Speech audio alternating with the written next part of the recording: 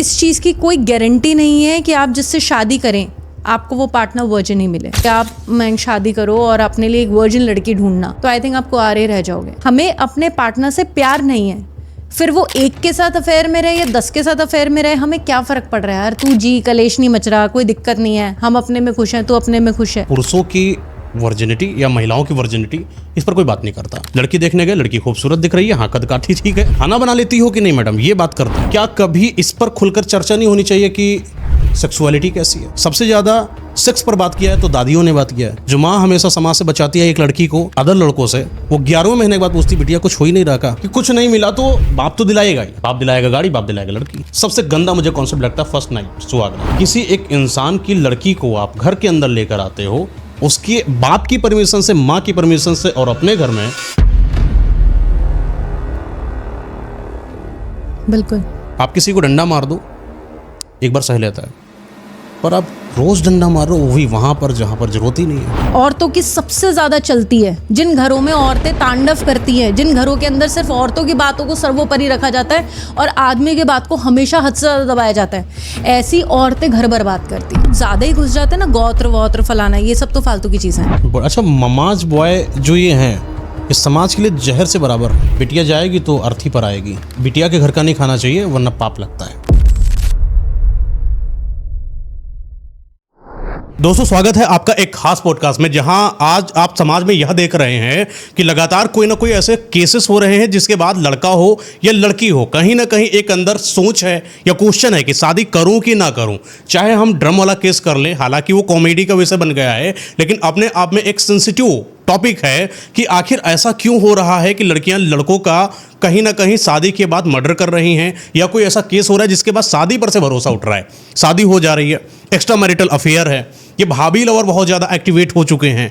इन लोगों से कैसे बचा जाए? बेहतरीन शादी क्या होती है? शादी करने से पहले क्या देखें? लड़का जब देखने जाए लड़की को, उस समय लड़की के मतलब क्या चीज़ देखे जिससे वो अपनी लाइफ को स्मूथली चला पाए, कि पता चला रास्ते में ही उसके साथ कोई दिक्कत हो गई या मर्डर हो गया या दोनों के बीच में नहीं बना, तलाक हो रहा है। इन सारी चीज़ों से निकलने के लिए, अपनी लाइफ को सही ट्रैक पर लाने के लिए, एक शादी जो कि एक बहुत बड़ा टॉपिक है, उस पर खुलकर बातचीत करने के लिए एक बहुत ही अनुभवी और विशेष जानकार इंसान का हमारे बीच में होना बहुत ज़्यादा जरूरी है, जो हमें सही सलाह दे पाए। जिसके लिए आज हमारे पास हैं साक्षी भोगल जी।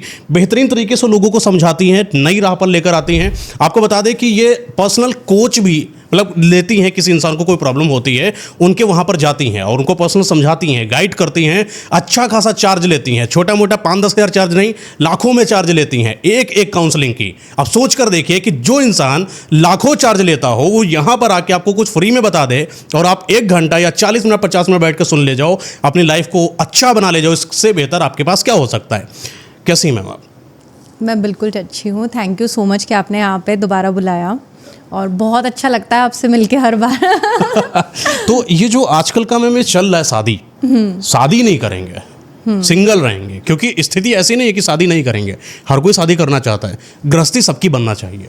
गृहस्थ जीवन हमारे हिंदू धर्म में भी देखने को मिलता है, चाहे मुस्लिम में भी देखने को मिलता है, ईसाई धर्म कोई भी हो, लेकिन गृहस्थ हर एक इंसान को होना पड़ता ही है, सामाजिक प्रतिष्ठा के हिसाब से देखा जाए।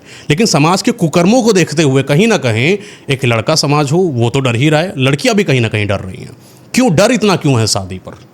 डर इतना इसलिए क्योंकि शादी तो ठीक है लोग कर लेते हैं, लेकिन उसके बाद जो मेंटल टॉर्चर झेलना पड़ता है, सिर्फ मतलब पार्टनर्स को ही नहीं बल्कि उनके फैमिली मेम्बर्स को भी।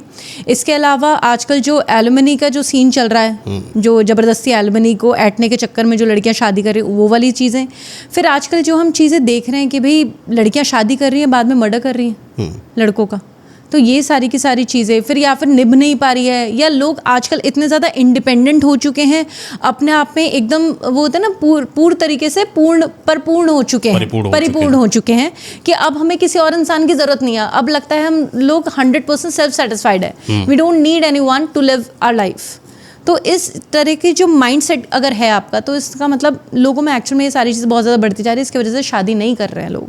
सही बात है, एक अवेयरनेस होना बहुत ज़्यादा जरूरी है, क्योंकि एक शादी बहुत बड़ा पार्ट है। इस टोटली ये कोई ब्रेकअप, पैचअप या रिलेशनशिप में प्रपोज जैसा नहीं है। ये समझ लीजिए कि अपना अर्धांगिनी बनाना है किसी को, अपना एक पति बनाना किसी को। हाँ। यानी कि जब हम किसी इंसान के साथ इस जीवन रेखा को लिखने जा रहे हों, उसके पहले हमारे पास समझदारी बेहतरीन होनी चाहिए कि हम कौन हैं। पहले तो हमें खुद को पहचानना चाहिए, सामने वाला पार्टनर कौन है उसको पहचानना चाहिए, डिफ्रेंशिएट करना चाहिए अपने और उसके बीच में।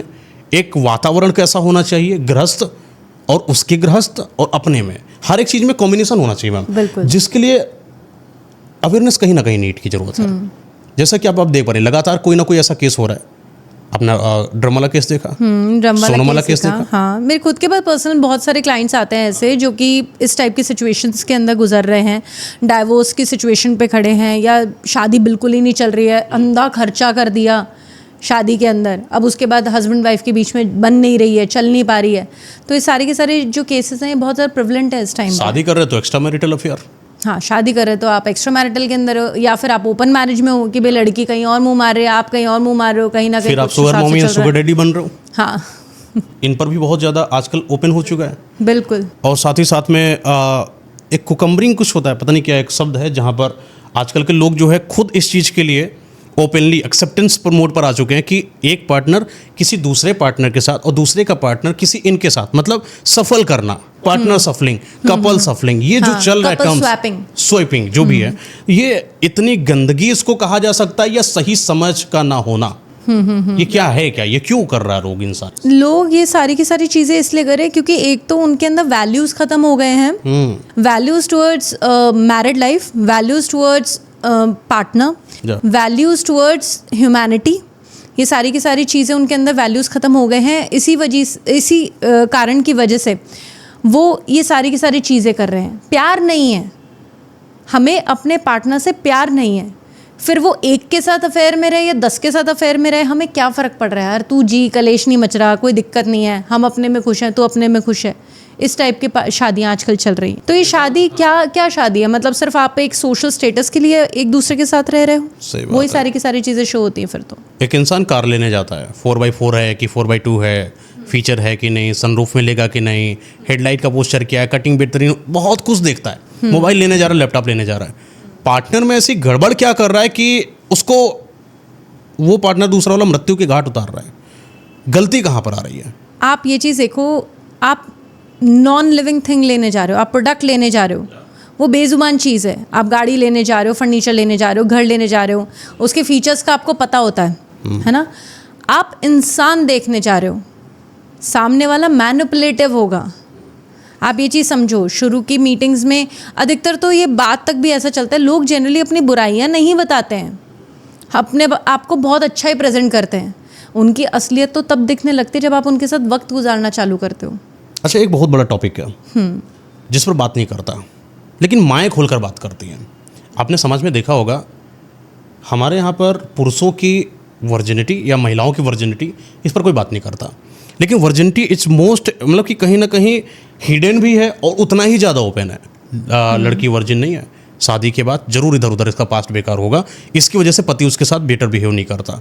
ठीक है, ये वर्जिनिटी, ये सेक्सुअल चीज़ों के बारे में अंडरस्टैंडिंग ना होना, एंड फिर कुछ चीज़ें आती हैं जो परफॉर्मेंस एंड बहुत कुछ चीज़ों पर आ जाता है, क्योंकि कहीं ना कहीं उनकी फिजिकल जो डिजायर होती हैं वो फुलफिल नहीं हो पाती हैं।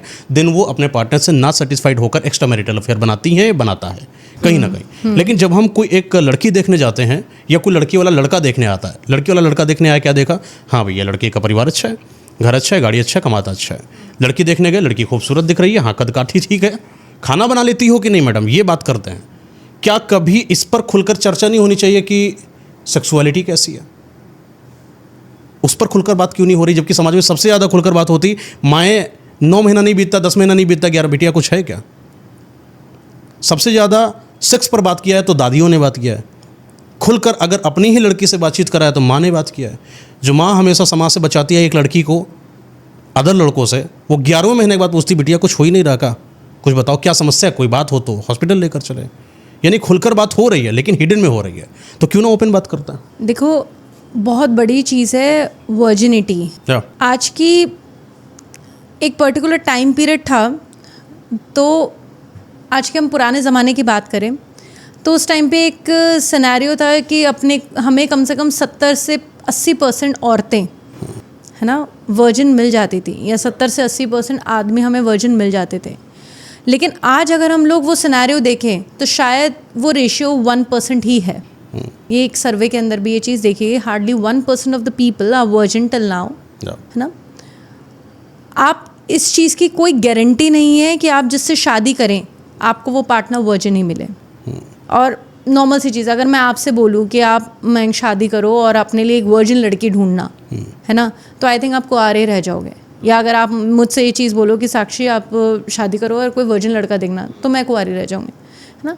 तो वर्जिनिटी के बेसिस पे हमें किसी को कभी भी जज नहीं करना चाहिए, पहला एस्पेक्ट। अब दूसरी बात आती बॉडी काउंट, है ना। बॉडी काउंट के बेसिस पे भी जज करना सामने वाले को गलत है, राइट। मतलब आप ये चीज़ सोचो कि ठीक है, हो सकता है उसका कोई बैड पास्ट रहा हो सकता है शायद सामने वाला जेन्युइनली किसी को एक्सेप्ट करता हो, प्यार करता हो, और सामने वाले ने चीट किया हो और उस सिचुएशन के अंदर उसने इस तरह की चीज़ें करी। उसका तो इंटेंशन था कि आगे तक शादी भी होगी, रिलेशनशिप पे आगे जाएगा, बट वो रिलेशनशिप के अंदर सामने वाला डिसलॉयल हो गया। अब इसमें उस पर्सन की तो गलती नहीं है ना, सही बात है, उसने तो अपने आप को पूरा सौंपा था, है ना। तो एक पर्सन की इंसानियत, वो पर्सन का कैरेक्टर, उस पर्सन की लॉयल्टी, डिवोशन, ये सारी की सारी चीज़ें वर्जिनिटी से 1% भी गवर्न नहीं होनी चाहिए। वर्जिनिटी को एक नॉर्मल मेडिकल कंसेप्ट की तरह ही समझा जाए, वो होता है, ठीक है ना, और वो चीज़ ख़त्म हो जाती है। इट डजेंट मीन कि एक अगर किसी ने किया है that person is a characterless person. हम उसको बिल्कुल भी कैरेक्टर सर्टिफिकेट हम वर्जिनिटी के बेसिस पे तो बिल्कुल भी नहीं दे सकते हैं। एक केस होता है कि लव मैरिज करें कि अरेंज मैरिज करें, बड़ा एक डिप्लोमेटिक या बहुत कंट्रोवर्शियल क्वेश्चन है। लेकिन फिर भी जब अरेंज की बात करी जाती है तो जब किसी लड़के को समाज से बेहतरीन लड़की नहीं मिलती है, वो माँ बाप के भरोसे आई हुई लड़की पर फिदा हो जाता है। हाँ, कहीं ना कहीं अरेंज मैरिज सबसे बेटर ऑप्शन रहा लड़कों के लिए कि कुछ नहीं मिला तो बाप तो दिलाएगा ही, बाप दिलाएगा गाड़ी, बाप दिलाएगा लड़की। सिंपल सी बात है। लड़की आती है उसके कमरे में, सबसे गंदा मुझे कॉन्सेप्ट लगता है फर्स्ट नाइट, सुहागरात। किसी एक इंसान की लड़की को आप घर के अंदर लेकर आते हो, उसके बाप की परमिशन से, माँ की परमिशन से, और अपने घर में वो सब कर्म करते हो जिसके लिए कभी निषेध करा गया था उसके माँ और बाप के द्वारा। और आपके अंदर इच्छाओं की जो प्रवृत्ति इस तरीके की है कि मेरठ में एक केस हुआ, एक अमृतसर में केस हुआ, एक इधर सूरत की तरफ भी एक केस हुआ था, सेम केस। फर्स्ट पीरियड पर आए हुए ब्लड को देखकर वो इंसान सोच रहा है कि इसने कुछ गलत किया हुआ है या वो मेरे साथ नहीं रहना चाहती है, पीरियड्स की वजह से मारा गया उनको, या वो फर्स्ट में जब कुछ भी इंटरकोर्स वगैरह किया, ब्लडिंग नहीं हुई, उस पर मारा गया, मारा नहीं गया, मार डाला गया, लड़कियों को मार डाला गया, या उन्होंने इतनी सारी पॉर्न साइट्स को विजिट कर लिया है कि उनको लगता है कि सच की लाइफ पॉर्न पर ही है, और वो जाकर अपनी फीमेल पार्टनर जिसको शादी करके जीवन साथी बनाकर लेकर आए हैं घर में, वो परफॉर्म करते हैं, वो महिलाओं को बदतर तरीके से मारा गया समाज में। ये सोचिए कि आप किसी को डंडा मार दो, एक बार सह लेता है, पर आप रोज़ डंडा मारो, वो भी वहाँ पर जहाँ पर ज़रूरत ही नहीं है। तो ये अवेयरनेस नहीं थी समाज के अंदर। लोगों की मानसिकता दिखती है ना इस वजह से कि आपने एक वर्जिनिटी के पॉइंट ऑफ व्यू से सामने वाले को जज कर लिया। आपके लिए इतनी क्या मैटर करती है?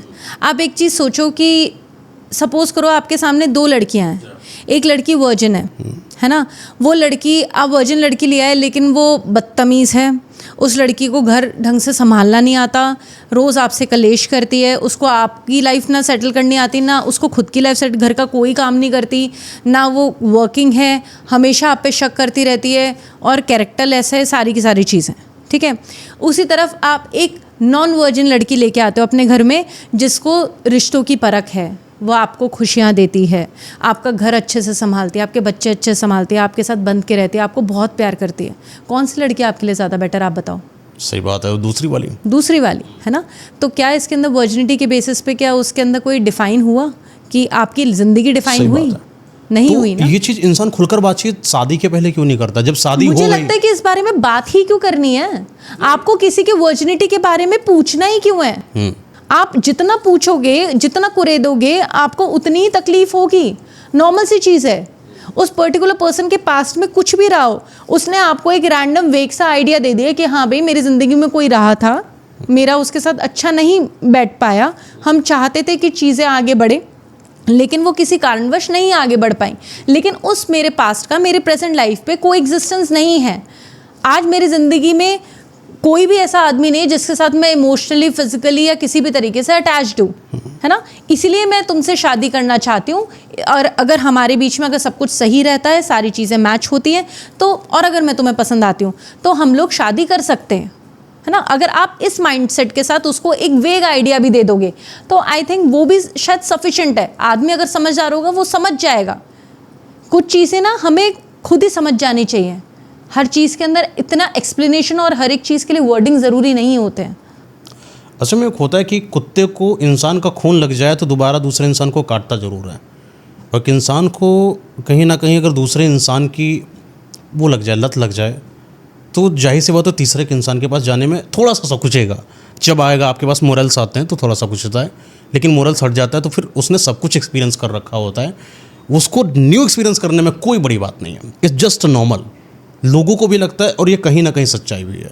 एक इंसान जब वर्जिन नहीं होता है तो एक मेल का ईगो हर्ट होता है। उसको इस चीज़ पर शक नहीं है कि मेरी पार्टनर किसी और के साथ गई है, तो क्या भरोसा अगर मैं नहीं हूँ तो वो किसी और को भी अपना बना ले जाए या उसी की तरफ चली जाए, क्योंकि लड़कियों का दिल वहीं पर जाता है जहाँ पहले से होके आती हैं। नहीं, यहाँ पे मैं आपसे एग्री नहीं करती। नहीं, मैं नहीं कह रहा, ये एक स्टेटमेंट है, हाँ, बहुत कॉमन स्टेटमेंट है, बट मैं इस पे एग्री नहीं करती हूँ। ओके। आप एक चीज़ बताओ, ऐसे कई लड़के हैं जिन्होंने बिजनेसमैन के बेटे, है ना, आप जनरली देखो, मैंने ये देखा है गुप्ता, बनिया और इस टाइप की फैमिलीज़ के अंदर, जैन मान लो, अच्छा खासा पैसा है, अंधा पैसा है बाप का, बेटे को बोला कि भैया अब तुम्हें ही आगे सब कुछ संभालना है, हम तुम्हारी शादी कर देते हैं। अर्ली एज के अंदर शादी कर दी, सारा सब कुछ। लड़के ने ज़िंदगी में बस बिज़नेस करना सीखा, पढ़ाई वढ़ाई करी और तब तक उसकी शादी हो जाती है। उसने कुछ एक्सपीरियंस करा नहीं अपनी ज़िंदगी में। शादी होने के बाद अब बीवी आ गई है ना, सारी की सारी चीज़ें चल रही हैं। अब क्या होता है, बीवी के साथ रह लिए कुछ टाइम, अब उनको लगता है यार हमने देखा ही क्या अपनी ज़िंदगी में, सही बात है, हमने तो अभी तक एक्सप्लोर ही नहीं किया है। फिर वो मुंह मारना चालू करते हैं। उनको लगता है कि यार अब एटलीस्ट मैं सारी चीज़ों से फ्री हो गया हूँ, अब मैं एक्स्ट्रा मैरिटल और इन सब चीज़ों के अंदर जाता हूँ। अब वो मुंह मारना चालू करते हैं, है ना। तो आप इस चीज़ के अंदर वो चीज़ का वैलिडेशन नहीं है। शादी और नॉन शादी का इस सब चीज़ों से फ़र्क नहीं पड़ता, पहली चीज़। दूसरी चीज़, जैसे आपने बोला कि भाई अगर एक पर्सन के मल्टीपल पार्टनर्स रहे हैं, मल्टीपल सेक्सुअल पार्टनर्स रहे हैं, है ना, आप इस चीज़ के अंदर ये चेक करो कि दो सिचुएशंस हो सकती हैं। पहली सिचुएशन ये, या तो पर्सन बहुत ज़्यादा लस्टफुल है। अगर आपको लगता है कि सामने वाला बहुत ही ज़्यादा लस्टफुल है और सामने वाले के अंदर बहुत ज़्यादा सेक्सुअल डिज़ायर्स है, उसके सेक्सुअल फैंटेसीज बहुत ज़्यादा हैं, तो चांसेस 99% तक हो जाता है कि वो आपको चीट कर सकता है और वो आगे जाके भी मुंह मारेगा।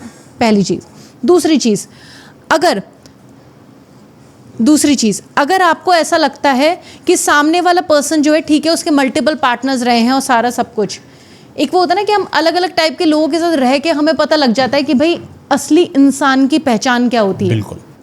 जब आपको इस चीज़ की परख आ जाए कि यार मैंने बहुत सारे लोग देख लिए अपने ज़िंदगी में, बहुत एक्सपीरियंसेस ले लिए, अब मुझे एक जेन्युइनली बहुत ही अच्छा इंसान चाहिए जिसकी सीरत बहुत अच्छी हो, है ना। तो ऐसे केस के अंदर ना फिर आप उस पर्सन के साथ लॉयल होके रहते हो, फिर आप मुंह नहीं मारते। इस चीज़ को तो मैं कभी भी डिनाई नहीं कर सकता कि कोई एक मेल कभी भी अपनी एक ऐसी पार्टनर के साथ जाना चाहेगा। अकॉर्डिंग टू मी, जिस एनवायरनमेंट में मैं रहता हूँ या जितने भी लोगों को मैंने देखा है, एक मेल कभी भी नहीं चाहता है कि उसकी पार्टनर जो है किसी और के साथ होकर आई हो, कहीं ना कहीं। क्योंकि उसको जब वो किसी भी एक्टिविटी को परफॉर्म कर रहा होता है तो कहीं ना कहीं उसके दिमाग में होता है ये लड़की सेम टू सेम कहीं और भी कर रही होगी, या क्या प्यार भी करती है अगर वो, तो उसको लगता है कि ये इतना जो प्यार कर रही है शायद किसी और को करा होगा। उसके दिमाग में जो खरोंच है ना एक लड़के के अंदर की, लड़का राजा होता है मैम, सीधी बात होता है। इसके पीछे कारण ये है कि जो लड़की होती है ना, वो हमेशा आदमी से इमोशनली कनेक्ट होती है,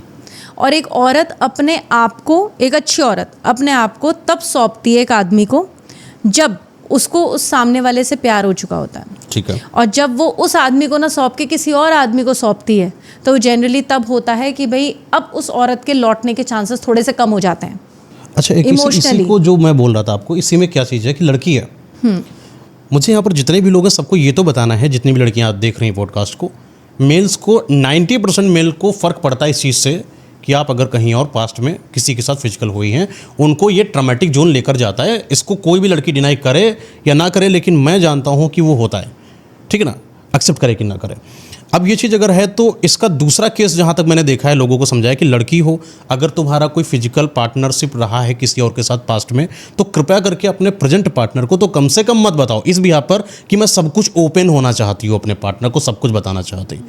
जब तुम सब कुछ बता देती हो ना, तभी तुम्हारा डाउनफॉल चलना चालू होता है। हाँ, ये बात सच है कि आपको generally being a female specifically आपको इतना अपने पास्ट के बारे में नहीं बताना चाहिए। एक वेग आइडिया आप दे सकते हो, वेग आइडिया मेरे हिसाब से देना भी चाहिए, क्योंकि आप एटलीस्ट अगर नया रिश्ता अपना स्टार्ट करो तो थोड़ा सा ऑनेस्टी के साथ करो। एक वेग आइडिया दो, बट डोंट क्लैरिफाई थिंग्स। इतना खुल के, इतना डिटेलिंग्स के साथ मत बताओ, मैं थी किसी क्योंकि के साथ लड़का नहीं बना। जनरली नहीं एक्सेप्ट कर पाता है। बात सच है। एक औरत अपने पति के, अपने पार्टनर के चीटिंग्स को कई बार माफ़ कर देती है, लेकिन एक आदमी अपनी वाइफ के, अपनी गर्लफ्रेंड के चीटिंग्स के केसेस को माफ़ नहीं कर पाता है। मेन पॉइंट उसका होता है ना, देखो मेल का सीधा होता है, उसका एक होता है कि ये मेरी है, जो मेरा एक मैं अहम ब्रह्मास्म में मैं जीता है, एक मर्द मैं में जीता है, माँ इज इक्वल टू माँ, उसको चाहिए तो माँ मतलब मेरी हो तो रहना। वो शुरुआत से वो सब कुछ जीता है। उसने माँ को भी मेरी देखा था, उसने बाप को भी मेरा देखा था, भाई को भी मेरा देखा था। जब उसने पहली गाड़ी खरीदी ना, तो उसने बोला ये मेरी गाड़ी है। जब उसने पहली कोई अचीवमेंट करी, बोला ये मेरी है। जब उसने पहली गर्लफ्रेंड बोली तो उसने बोला मेरी है। जैसे किसी और ने बात करी तो वो भले ही कुछ ना कमाता हो, लेकिन दूसरे की आंखें फाड़ने की औकात मर्द रखता है। इतनी दम थी, चाहे वो जानवरों की बात कर लें। एक शेर, एक शेरनी, दोनों एक साथ कपल में हैं। एक शेरनी को दूसरा कोई शेर देखने आता है, शेर उसको फाड़ देता है। इतना मेल के अंदर होता है। जब इतनी अंडरस्टैंडिंग शायद लड़कियों को नहीं, उनके अंदर फेमिनिज्म वाला केस आता है, ऐसी कौन सी बात, तुम भी तो गए थे किसी लड़की के साथ। ये जब पार्ट आता है तो फिर मैं वो पच नहीं पाता, फिर वो लड़कों को दिक्कत देती है कहीं ना। देखो, आप मर्द हो, है ना, और यही अपब्रिंगिंग के साथ आप बचपन से आपके पेरेंट्स ने आपको बड़ा करा है ना, उस आउटलुक को अब अपने दिमाग से निकाल दो। आप अपने आप को और अपने पार्टनर को, है ना, जो भी आपके पार्टनर आपकी लाइफ में आइए, दोनों को ना थोड़ा सा इक्वल ट्रीट करना चालू करो। आपने मुंह मारा होगा, ये कंफर्म है ना। आप इस चीज़ के लिए एक्सेप्टेंस रखो अपने मन में कि वो भी कोई दूध की धुली नहीं आने वाली, नॉर्मल सी चीज़ है। आप जब पहले से ही सारी चीज़ों को लेके एक्सेप्टेंस अपने मन और दिमाग में बना लोगे तो बेहतर है, वो आपके लिए बेहतर है। क्योंकि ये चीज़ तो 100% गारंटी है कि आपको अब आज के सिनेरियो के अंदर शायद ही ऐसा कोई पार्टनर मिलेगा जिसका कोई पास्ट नहीं रहा होगा। ये एक्सेप्टेंस, देखिए ये एक्सेप्टेंस फॉरेन के लिए बेटर है, पर इन इंडियन ये बेटर नहीं है। क्योंकि इन इंडियन जब हम जीते हैं ना, तो हम 7 वचनों की बात करते हैं, हम 7 जन्मों की बात करते हैं। बट मयंक जी, आज की डेट में कौन वर्जन मिलेगा आपको? ऐसा कौन मिल जाएगा जिसका कोई पास नहीं होगा? आप बताओ, मेरे को तो ऐसा कोई नहीं टकरा है। प्रॉब्लम है ना कि यहाँ अगर नहीं मिल रहा है, तो अगर वो स्टेटमेंट जिंदा है, हम भगवान पर भरोसा करते हैं, स्टेटमेंट है, भगवान करते हैं। अब वो कहाँ है ये तो किसी ने नहीं देखा, लेकिन कम से कम इस चीज़ पर तो बिलीव है कि वो इंसान है यहाँ पर। मिले हैं, बहुत लोगों को मिले हैं, बहुत लोग दर्शन, जिनको नहीं मिले हैं, आज तक नहीं मिले, मर गए, चले गए, लेकिन उनको भी इस चीज़ पर भरोसा है कि भगवान है। तो कम से कम अगर तुम्हारा रिलेशन किसी के साथ भी रहा है, मेल हो या फीमेल हो, शादी कर रहे हो, तो इतना बता सकते हो कि हाँ पार्टनरशिप था, लेकिन वो फिजिकल टर्म के साथ था। इतना एक्सप्लेनेशन शायद नहीं होना चाहिए, क्योंकि वो लाइन का एक्सेप्टेंस अभी इंडिया में तो नहीं आया है। वही मैं आपको ये चीज़ कह रही हूँ। अच्छा, मैं एक चीज़ बताइए कि जैसे कि जो आदमी होते हैं, आदमियों के लिए शादी मतलब कैसी होती है, वो क्यों करते हैं शादी? आदमी जनरली शादी करता है कि उसको एक सेक्सुअल पार्टनर की नीड होती है, ठीक है, कि भाई अपनी फिजिकल नीड्स हैं उनको पूरा करने के लिए वो शादी करता है, पहला। दूसरा, सोशल एक्सेप्टेंस, कि सोसाइटी के अंदर एक बना होता है कि भाई तुम्हें शादी करनी है, सोशल प्रेशर होता है सोसाइटी की तरफ से कि भाई अब तो तुम्हारी एज भी हो गई, शादी कर लो, वो चीज़ हो गई। तीसरा रीज़न होता है कि उनको ना एक कोहैबिटेंट पार्टनर चाहिए होता है। पार्टनर इन द सेंस कि यार मुझे कहीं घूमने जाना है तो मुझे भाई मैं इधर उधर फ़ोन करूँ, उससे बेटर मैं, मेरी पार्टनर है, मैं उसके साथ ही चला जाऊँ। तो जनरली आदमी इन कारणों की वजह से शादी करते हैं, ये चीज़ है। और ये लड़की क्यों करती है शादी, इनका उद्देश्य क्या है? लड़कियां शादी जनरली इसलिए करती हैं, पहला रीज़न जो फोमोस्ट रीज़न आता है वो आता है फाइनेंशियल स्टेबिलिटी, कि उनको एक पार्टनर चाहिए जो कि जिसके साथ वो फाइनेंशियली स्टेबलाइज हो जाए, है ना। तो एक फाइनेंशियल स्टेबिलिटी के लिए शादी करती हैं। दूसरा रीज़न होता है सोशल एक्सेप्टेंस।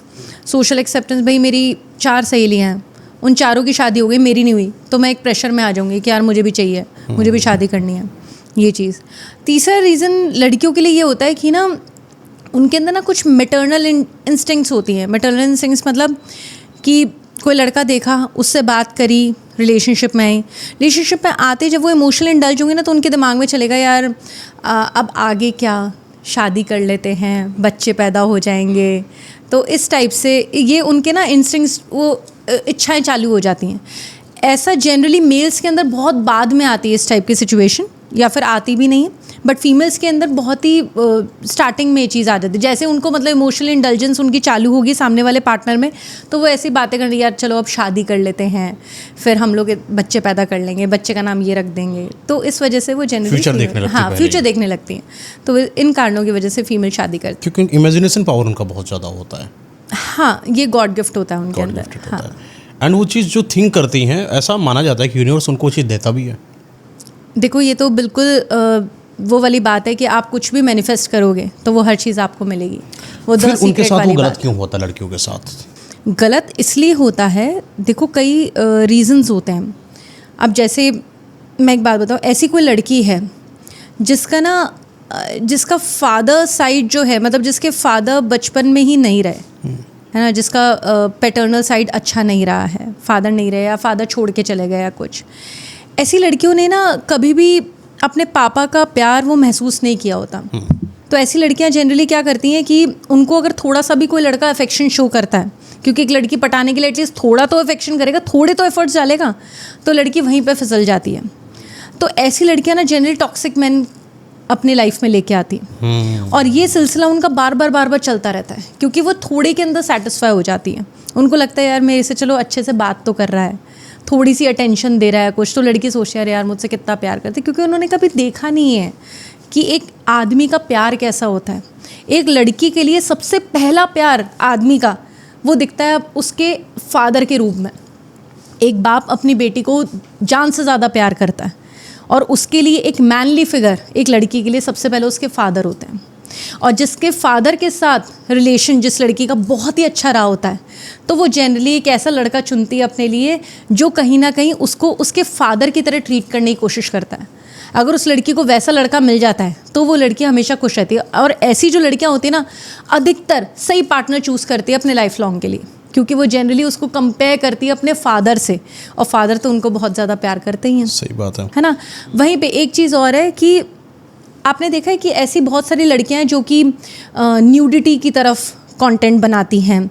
ऐसी बहुत सारी लड़कियां हैं जो कि पब्लिकली एकदम आधे से ज़्यादा कम कपड़ों में वो घूमती हैं, एकदम अपनी बॉडी शो करती हैं, अजीब सा बिहेव करती हैं, गालियाँ देती हैं, मिसबिहेव करती, कैरेक्टरलेस होती हैं, है ना, और बहुत ही छोटे कपड़े, एक्सट्रीम छोटे कपड़े, है ना, या फिर सेक्सुअल एक्टिविटीज़ के अंदर हद से ज़्यादा इन्वॉल्व होती हैं।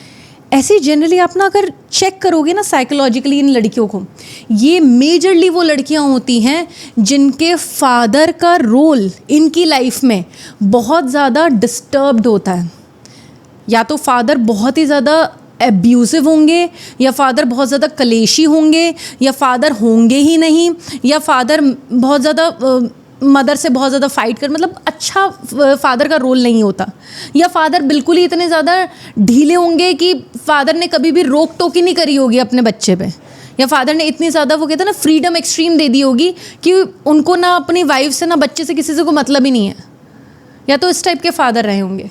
अगर इस टाइप के फादर रहे होंगे तो उनकी जो बेटियां जो होती हैं वो अधिकतर इन सब चीज़ों के अंदर होती है। मतलब आप चेक करना, तो मैंने तो ये सर्वे पढ़ा था तब ये चीज़ थी, तो ऐसा जनरली होता है। इसके पीछे रीज़न ये होता है कि फादर ने ना कभी भी अपना, आज हम एक फ़ादर की बात करें, एक फ़ादर कौन होता है? वो होता है जिसका कंट्रोल होता है अपनी फैमिली पे।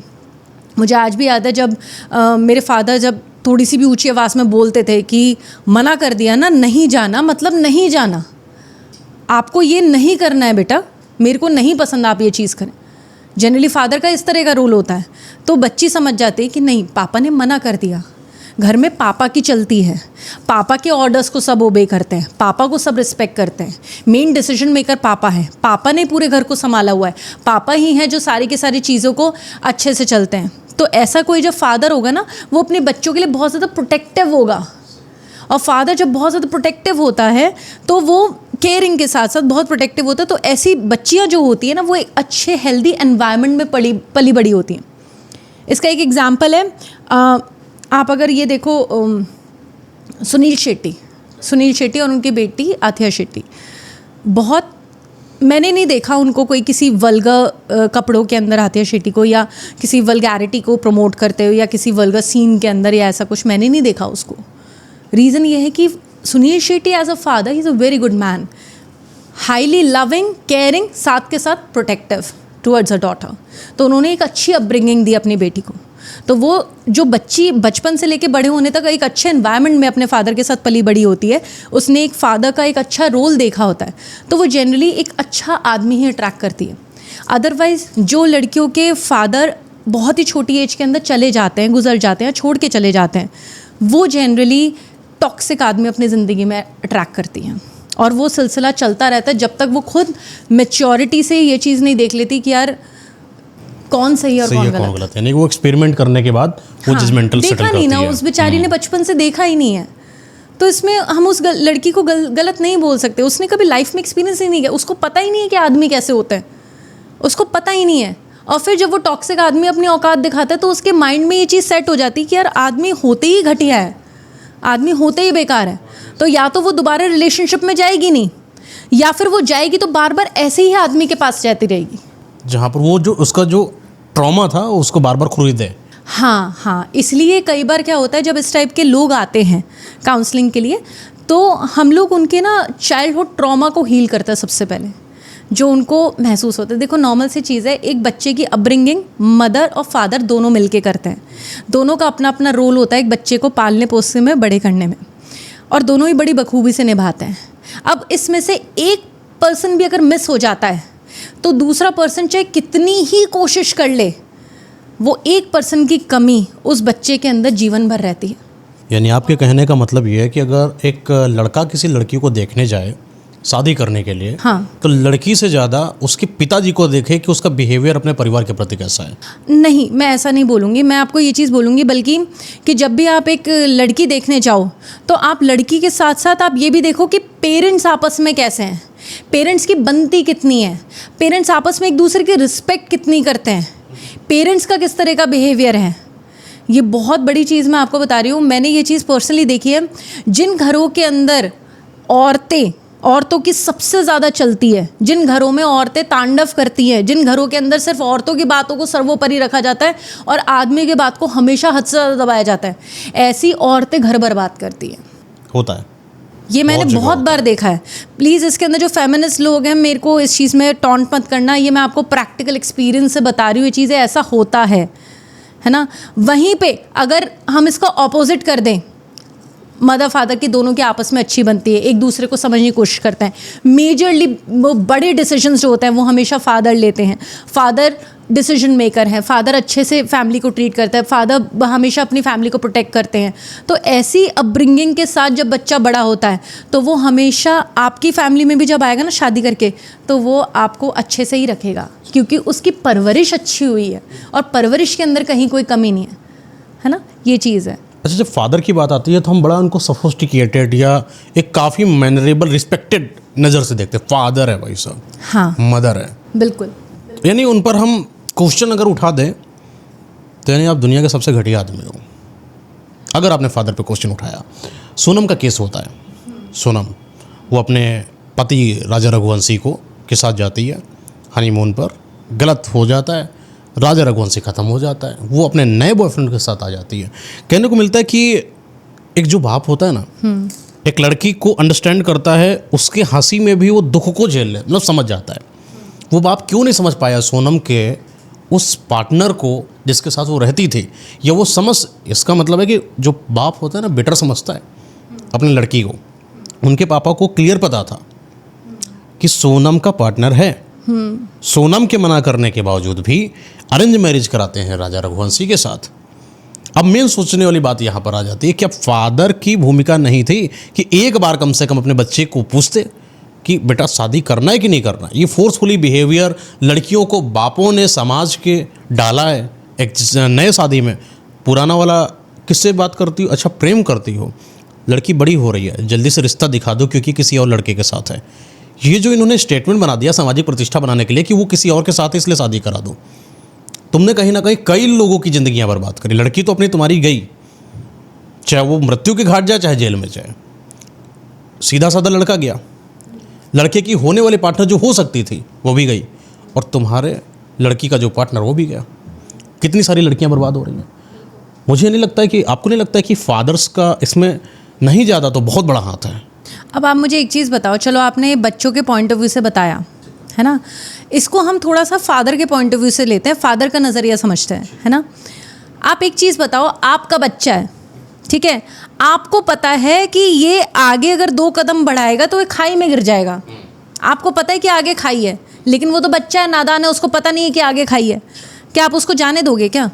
कितने साल का बच्चा है ये मेरे संस्कारों पर निर्धारित करेगा। कितना भी बड़ा है, चलिए, कितना भी बड़ा है, एक माँ बाप का प्यार अपने बच्चे के लिए कभी ख़त्म नहीं होता, बच्चा चाहे 40 साल का हो या बच्चा 4 साल का हो। पहली बात तो जो मेरी बेटी होगी, अगर मेरे ऐसे संस्कार दे रखे हैं मैंने अपनी बिटिया को कि तुमको किसी से बातचीत नहीं करना है, तो मेरी बेटी नहीं करेगी। यदि मैं ऐसा बाप हूँ कि तुमको तुम्हारे प्रेमी से शादी नहीं कराऊंगा, अपने वाले से पसंद से कराऊंगा, तो मैं ऐसा संस्कार डालूंगा कि मेरी लड़की किसी और से बातचीत नहीं करेगी, वो मेरी लड़की मेरे पीठ पीछे भी किसी से बातचीत नहीं करेगी। इतना संस्कार मैं डालूंगा लड़की के अंदर। लेकिन मेरे संस्कार डालने के बावजूद भी लड़की अगर किसी और के साथ गई, तो साहब ये माँ बाप के संस्कारों पर उठाई हुई उंगली है साहब। नहीं है ऐसा। क्यों नहीं आप है? एक चीज़ देखो, आजकल ऐसा कौन सा बच्चा है जो ऐसा कहने से रुक जाता है? एक अफेक्शन और लव जो होता है ना, ये एक ऐसी फीलिंग है जो जिस पे आपका कंट्रोल नहीं है।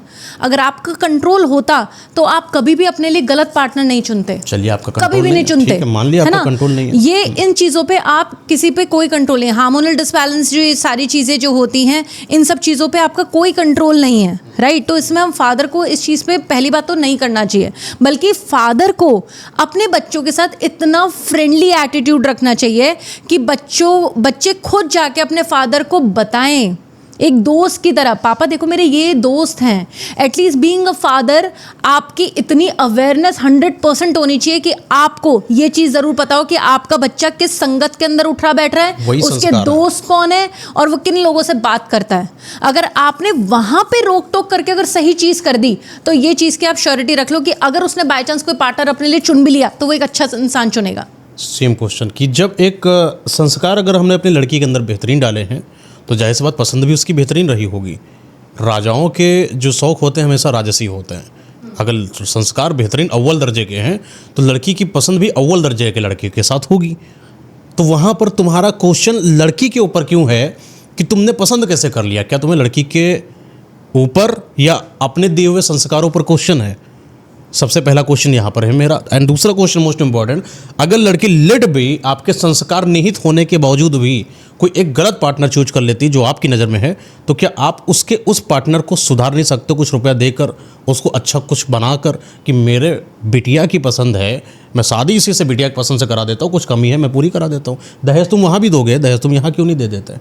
नहीं, कई पेरेंट्स करते हैं ऐसा, कई फादर करते हैं, जहाँ पे उनको लगता है कि हाँ एक अच्छा इंसान है, चलो ठीक है, इतना फाइनेंशियली साउंड नहीं है, सब कुछ है, तो वो कुछ चीज़ों को नज़रअंदाज कर देते हैं, है ना, और वो वहाँ पे सपोर्ट कर देते हैं।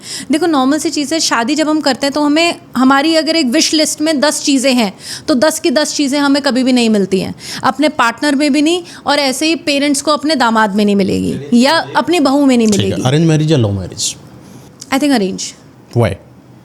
अरेंज मैरिजेस ना, आपकी शादी हुई, ठीक है, आपने सारी की सारी चीज़ें करी, ऑब्वियसली एक यहाँ पे एक बहुत इंपॉर्टेंट पॉइंट आता है कि आप शादी से पहले शादी को लेके अपने होने वाले पार्टनर के साथ एक डिटेल्ड कॉन्वर्सेशन के अंदर जाओ। जब आपको काफ़ी सारी चीज़ों की डिटेल्ड काउंसलिंग हो जाती है, या तो आप खुद कर लो, नहीं कर पाते तो इसके एक्सपर्ट्स हैं, जैसे हम लोग ये काम करते हैं हम, तो ऐसे केस के अंदर आप काउंसलिंग करो जब आपको हर चीज़ के अंदर सेटिस्फाइड हो कि हाँ भाई अब शादी हम लोग कर सकते हैं, एवरीथिंग इज़ गुड, तो आपको मेरे हिसाब से एक अरेंज मैरिज के अंदर जाना चाहिए। अब यहाँ पे सिचुएशन ये आती है, whenever you fall in an arrange marriage you will start from the zero level. आपने उस इंसान को एक्सप्लोर नहीं किया अभी तक, आपके लिए वो नया इंसान है, आप उसको जानते हो, समझते हो, और ऑब्वियसली शादी में हो, फैमिली समझती है, सारा सब कुछ, धीरे धीरे रिश्ता पनपता है, बढ़ता है, तो वहाँ पे प्यार होता है क्योंकि आपकी शुरुआत ही शादी से हुई है। वहीं पे अगर हम लोग लव मैरिज की बात करें तो पहले आप एक अफेयर में थे, जब आप अफेयर में, जैसे नॉर्मल सी चीज़ है, अगर आपकी कोई गर्लफ्रेंड है, अभी आपकी शादी नहीं हुई, आपका 3 साल का रिलेशनशिप है, आप उन 3 सालों तक उसको भरपूर टाइम देते थे, हर चीज़ थोड़ी थोड़ी देर में कॉल किया, बाबू तुमने खाना खाया नहीं खाया, तुम क्या कर रही हो, और ये वो। अब आपकी शादी हो गई, शादी होने के बाद अब रिस्पॉन्सिबिलिटीज़ आ गई हैं, पेरेंट्स इन्वॉल्व हो गए हैं दोनों साइड के, अब घर की भी कुछ जिम्मेदारी है, अब आपकी फाइनेंशियल इनकम भी बढ़ेगी, है ना, क्योंकि आपके पास वर्कलोड ज़्यादा हो गया है। अब क्या आप उसको 36 कॉल करते हो? नहीं करते।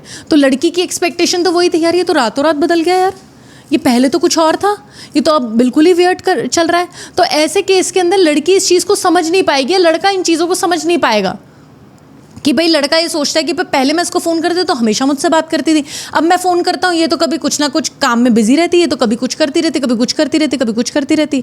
तो ऐसे केस के अंदर ना वो ट्यूनिंग नहीं बैठ पाती है, क्योंकि आपकी एक्सपेक्टेशन अलग लेवल की सेट होती है और रियलिटी कुछ और होती है। तो ऐसे केस के अंदर वो चीज़ें सेट नहीं हो पाई, चीज़ें सेट नहीं हो पाएंगी, मेंटल लेवल मैच नहीं होगा, तो कलेश होंगे, तो धीरे धीरे चीज़ें डिस्ट्रॉय हो जाएंगी। अच्छा, शादी 2 इंसानों के बीच होना चाहिए या 2 परिवारों के बीच होना चाहिए? शादी कायदे से 2 परिवारों के बीच होनी चाहिए और इंसानों के बीच भी होनी चाहिए। आपसी अंडरस्टैंडिंग और आपसी प्यार, आपसी नॉलेज, ये सारी चीज़ें ज़रूरी हैं। साथ के साथ फैमिलीज़ का आपस में एक दूसरे को लेके एक्सेप्टेंस बहुत इम्पॉर्टेंट है। जैसे नॉर्मल सी चीज़ मैं आपको बताऊं कि सपोज़ करो आपकी शादी हुई है, शादी के केस में अरेंज मैरिज हुई, चलो मान लिया, सब लोग एग्री थे, सासू माँ एग्री नहीं थी, उनको एक्सेप्टेंस नहीं हुई कि यार मेरे को तो लड़की पसंद नहीं आ रही है, मैं नहीं होने दूंगी, मैं नहीं होने दूंगी। अब शादी हो गई है, शादी होने के बाद सासू माँ को तो इतनी नफरत थी कि उनको बर्दाश्त ही नहीं होती थी वो लड़की, लेकिन फिर भी शादी हो गई क्योंकि बाकी सबको बहुत पसंद थी। अब भी कलेश होंगे क्योंकि सासू माँ को पसंद नहीं थी ना। तो अब यहाँ पे आपने गलती क्या करी कि वहाँ से एक मेजर पर्सन की एक्सेप्टेंस नहीं थी। वहीं पे अगर सबकी एक्सेप्टेंस होती तो वो लड़की भी सबको भाती, वो लड़की भी सबकी नज़रों में चलती। और जब सासू माँ को पसंद नहीं, सासू माँ हर चीज़ के अंदर टिक टिक टिक टिक चालू कर देंगी। अब वो आपको उंगली करती रहेंगी तो आपको भी बुरा लगता रहेगा, लड़की भी फिर पलट के 2 जवाब देगी कि यार क्या है, हर चीज़ के अंदर टोकती रहती हैं। और अगर वो नहीं भी बोल रही है अपनी सासू माँ को, तो वो 100% अपने पति को ज़रूर बोलेंगे, यार तुम अपनी मम्मी को समझाओ ना, मुझे हर चीज़ के अंदर परेशान करती है, हर चीज़ के अंदर टोकती है। नमाज पढ़ाई निकल गया तब फिर तो ज़िंदगी बर्बाद है। अब मेन क्वेश्चन है, लोगों ने ना शादी को एकदम काफ़ी ज़्यादा आर्टिफिशियल बना के रखा है या थ्योरेटिकल बना के रखा है। शादी मतलब माँ बाप, शादी मतलब दादा दादी। बट थ्योरेटिकल को तोड़ना ही सही है, क्योंकि लोगों की ऑन ग्राउंड प्रैक्टिकल में तोड़ दिया है थ्योरेटिकल पैटर्न। भाई साहब, शादी में पति पत्नी एक बिस्तर पर रहेंगे, एक कमरे में रहेंगे, सपने दोनों साथ में सोचेंगे, बच्चे उन दोनों को करना है, सोचना समझना उनको है। समझ जब तक ना हो जाए तब तक शादी क्यों करो, और जब समझ विकसित हो जाए तो क्वेश्चन क्यों इस बात पर कि वो शादी बेहतरीन नहीं होगी। परिवार की शादी का इट्स नॉट अ कोलेब्रेशन। पहले के समय में बिजनेस, नेता 2 नेता की लड़के शादी कब होती है? अच्छा, ये पार्टी वाला बहुत बेहतर है ना, इनके यहाँ देखो कौन सी लड़की है, अच्छा लड़की है, ठीक है, लड़का लड़की की शादी करो। वो शादी नहीं हो रही है साहब, वो कोलेब्रेशन चल रहा है, समाज का कोलेब्रेशन चल रहा है। परिवार के आपने बोला ना, परिवार का भी मिलना जरूरी है। आप मिला लो साहब, अमीर वर्सेस गरीब, नहीं होता है, परिवार का नहीं होता है, ये लड़का लड़की का नहीं हो रहा है, ये समाज में प्रतिष्ठित फैमिलीज का कोलेब्रेशन इज इक्वल टू शादी नहीं है। ये लड़की और लड़का की शादी हो गई, खुश रहेंगे, आप करा लो साहब। एक है ब्राह्मण है परिवार, करा दो मुस्लिम से, मुस्लिम भी छोड़ो, एक फैमिली है ब्राह्मण, उसकी आप शादी करा लीजिए, किसी ओबीसी वाले से करा लीजिए, नहीं हो पाएगा। आपकी जो पारिवारिक स्थिति इस तरीके की है कि दोनों का जब शादी हो रहा है तो कोलैबोरेशन हो रहा है, सेम गोत्र, सेम दुनियादारी, सेम पोजीशन, सेम स्टेटस, तो आप ये कैसे कह सकते हैं कि अब 2 लड़के लड़की की शादी है? देखो, ऑब्वियसली फैमिलीज़ का वो भी रहता है, कोलैबोरेशन रहता है, आपस में लोगों का भी रहता है। जो लोग कुछ ज़्यादा ही घुस जाते हैं ना, गोत्र वोत्र फलाना, ये सब तो फालतू की चीज़ें हैं, मैं इन सब चीज़ों में मानती नहीं हूँ। बात सीधी सी ये है कि देखो, नॉर्मल सी चीज़ है, अगर एक लड़की उसमें न्यूक्लियर फैमिली से बिलोंग करती है, अब उसकी शादी हो रही है एक जॉइंट फैमिली के अंदर, उसको प्रॉब्लम आएगी, एडजस्ट करने में दिक्कत आएगी। वाइस वर्सा केस हुआ तो भी दिक्कत आएगी। एक लड़की अगर अपने ब्राह्मण है ना, उसकी शादी कर दी सपोज पंजाबियों में, है ना, तो भी उसको दिक्कत आएगी। क्योंकि दोनों के जो कस्टम्स, रीति रिवाज और सारी चीज़ें वो अलग हैं, रहन सहन हर चीज़ बिल्कुल अलग है। तो जनरली क्या होता है कि ये सारी की सारी चीज़ें इसलिए देखी जाती थी कि भाई अगर सेम टाइप का फैमिली स्ट्रक्चर है, सेम टाइप का रिलीजन है, सेम टाइप का फैमिली बैकग्राउंड है, तो जनरली एडजस्ट करने में इतनी दिक्कत नहीं आती है। अब जैसे सपोज़ कि कोई लड़की है जो कि फाइनेंशियली इतना रिच नहीं रहे, गरीब घर से है, उसकी शादी कर दी रईसों के घर में, उसको भी एडजस्ट करने में दिक्कत आएगी। उसको पता ही नहीं रईसों के क्या रहन सहन होता है, क्या चीज़ करनी चाहिए। और ऐसे ही अगर कोई रईस लड़की है, उसकी शादी अगर गरीबों के घर में कर दी तो भी उसको एडजस्ट नहीं हो पाई, क्योंकि उसके तो शौक ही हाई फाई है। तो जहाँ पे भी डिस्पैरिटी होएगी ना इन सब चीज़ों में, वहाँ पे एडजस्ट करने के अंदर प्रॉब्लम आएगी। अब यहाँ पर भी बड़ा होता है, लड़की है थोड़ा सा, उसने किसी दिन बोल दिया सासू माँ से कि मेरे घर में तो ऐसा होता है। अब ले सासू माँ चढ़ गए हैं बड़ी आई करने वाले, तेरे घर में होता होगा ऐसा तो हम का कम चाहे हैं। होता है ऐसा, होता है। तो ये जो देखो घर में 2 बर्तन रहेंगे ना तो वो बजेंगे, नॉर्मल सी चीज़ है। थोड़े बहुत लड़ाई झगड़े कलेश एडजस्टमेंट्स इन सब चीज़ों के लिए हमेशा आपको प्रिपेयर रहना चाहिए। हमेशा जिंदगी, आप नॉर्मल सी चीज़ है, रोज़ की रोज़ आप मीठा तो नहीं खा सकते ना, आपको टेस्ट बड्स भी चेंज करने पड़ते हैं। तो वही सारी चीज़ें। यहाँ पर 2 आपको डिसएडवांटेज मिलेंगे। एक, लड़की जब मायके वालों से संपर्क करती है तो प्रॉब्लम होती है, और एक लड़का जब ममाज बॉय बन रहा है तो भी प्रॉब्लम है। यहाँ पे एक बहुत बड़ी चीज़ है जो शादी से पहले सब लोगों को बात करनी चाहिए। मेजर डिस्कशन ये होता है कि भाई लड़का लड़की आपस में बात करें कि भाई मेरी फैमिली ऐसी है और मेरी फैमिली जनरली इस टाइप के माइंडसेट से है, मेरी फैमिली जनरली इस टाइप के रिचुअल्स को फॉलो करती है। अब लड़की ने अपनी फैमिली का डिस्क्रिप्शन दिया, दोनों को आपस में एक दूसरे के बारे में, दूसरे की फैमिली के बारे में अब पता है। फिर आपस में दोनों डिसाइड करें कि क्या हम लोग एडजस्ट कर सकते हैं, पहली बात हाँ या ना। चलो उन्होंने एग्री कर दिया कि हम एडजस्ट कर सकते हैं। अब सेकंड पॉइंट ये चीज़ आती है कि मेरी फैमिली को लेके ये रिस्पॉन्सिबिलिटी रहेगी, है ना, मेरे हिसाब से तुम्हारी ये रिस्पॉन्सिबिलिटीज़ होनी चाहिए मेरी फैमिली की तरफ, है ना, तुम्हारा इस चीज़ के ऊपर क्या कहना है। And the same goes the vice versa as well. ज़रूरी नहीं है कि भाई लड़के वाले ही इंपॉर्टेंट है, लड़की वाले भी इंपॉर्टेंट है, लड़की के माँ बाप भी बहुत इंपॉर्टेंट है, बल्कि इक्वल इंपॉर्टेंस रखते हैं। लड़के के माँ बाप भी इक्वल इंपॉर्टेंस रखते हैं, अगले घर छोड़ के आई अपने घर। एग्जैक्टली। लेकिन लड़के वाले जो वो जनरली इस चीज़ को एक्सेप्ट नहीं करते। लड़के वाले सोचते कि लड़की शादी करके आई तो उसको उसके माँ बाप से कोई मतलब नहीं, क्योंकि उसको अब नए माँ बाप मिल गए। ऐसा नहीं होता, बचपन से उसके माँ बाप ने उसको पाल पोस के बड़ा किया। तुम अपने बेटे को भेजो वहाँ पे घर जवाई बनने को, भेज पाओगे? नहीं भेज पाओगे ना, कलेजा ही नहीं है इतना बड़ा कि भेज दो उसको। तो वही सारी चीज़ें होती है। तो पेरेंट्स को इक्वल इंपॉर्टेंस पे रखना चाहिए मेजरली, और आपस में बात करो कि सेटल कैसे करना है। कि चलो कल को जाके अगर कोई कलेश मच जाता है ना, तो आप उस चीज़ को ऐसे सेटल करो। जैसे नॉर्मल सी चीज़ है कि अगर लड़के ने बोला कि भाई मैं अपनी माँ की बहुत ज़्यादा रिस्पेक्ट करता हूँ, मेरे लिए बहुत ज़्यादा वैल्यू करती है वो, है ना, कल को लेकिन मेरी माँ का नेचर भी ऐसा है कि वो छोटी छोटी चीज़ों के अंदर पॉइंट आउट कर देती है ना। मैं जानता हूँ मेरी माँ का नेचर कैसा है, बचपन से देखता रहो।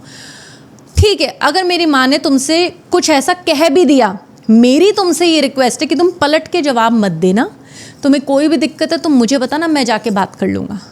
लड़के ने इस तरीके से इस चीज़ को सेटल करा और शादी से पहले बता दिया। लड़की एग्री कर रही है, रिलेशनशिप आगे चल जाएगा, क्योंकि आपने इस चीज़ के बारे में शादी से पहले डिस्कस कर लिया। लड़का समझदार है कि उसको पता है उसकी माँ की आदत कैसी है, ये बात है। और सेम इज़ द केस कि भाई आपको वो चीज़ समझनी चाहिए। जैसे सपोज़ लड़की ये बोले कि भाई मेरे फादर जो है वो बहुत ज़्यादा डोमिनेटिंग है, मेरे फादर जो हैं वो बहुत ज़्यादा ओवर प्रोटेक्टिव है मेरे को लेके, है ना, तो कभी भी तुम मेरी कोई हल्की सी भी बुराई मेरे फादर के सामने मत करना। कोई दिक्कत हो तो तुम मुझे बोल देना, मैं उस चीज़ को सुधार दूंगी, या मेरी मम्मी को बोल देना, मेरी मम्मी मुझे समझा देगी। तो ऐसे ही लड़की ने अपना पॉइंट ऑफ व्यू लड़के को समझा दिया। दोनों इस चीज़ को एग्री कर रहे हैं, मान रहे हैं हम एडजस्ट कर लेंगे, तो शादी कर लेनी चाहिए। एग्रीमेंट पहले से चीज़ों को सेटल किया जाए। एग्जैक्टली। प्री मैरिटल काउंसलिंग एक कॉन्सेप्ट है जो कि बहुत ज़्यादा प्रेवलेंट है, जो मैं खुद भी काउंसलिंग देती हूँ अपने क्लाइंट्स को। शादी से पहले अगर आप नहीं समझ पा रहे हो एक पार्टनर सिलेक्शन में आपको क्या क्या बातें करनी है, आपको शादी करनी भी चाहिए नहीं करनी चाहिए, या आपने सही पार्टनर सेलेक्ट किया नहीं किया, हमारे पास लोग आते हैं, हम उनसे बात करते हैं, उनसे बहुत सारे सवाल पूछे जाते हैं, उनका आउटलुक पूछा जाता है, फिर हम उनको बताते हैं कि हाँ ये मैरिज सस्टेन कर सकती है, ये मैरिज सस्टेन नहीं कर सकती। इससे सबसे बड़ा जो प्लस पॉइंट होता है वो ये होता है, बहुत सारे डाइवोर्सेस हम लोग रोक सकते हैं, बहुत सारे मर्डर्स हम लोग रोक सकते हैं, बहुत सारी जिंदगियां बर्बाद होने से रोक सकते हैं। अच्छा, एक लड़की का भी ना बड़ा अजीब सा समर्पण है एक शादी करने के बाद, कि जो मतलब कि जीवन भर इस चीज़ के लिए लड़ी कि ये मेरा बेड है भाई, तुम यहाँ नहीं लेटोगे, ये मेरा अपना है, ये मेरा अपना कोना है, ये मेरा अपना घर है, ये मेरा कप है, ये मेरा गिलास है, मेरा कपड़ा, ये मेरी अलमारी है, और ये मेरा ऊपर वाला छत है, मैं यहाँ पर बात करती हूँ, ये मेरा जीना है जहाँ मैं बैठ कर बात करती हूँ किसी से। वो लड़की सर्वस्व छोड़ती है किसी एक लड़के के लिए, एक लड़के के पास जाती है सिर्फ इस उम्मीद में कि तुम मेरे साथ खड़े रहोगे। और तुम क्या करते हो, ये बोलते हो कि अगर तुमने मेरी माँ को कुछ बोल दिया तो मुझसे बुरा कोई नहीं होगा।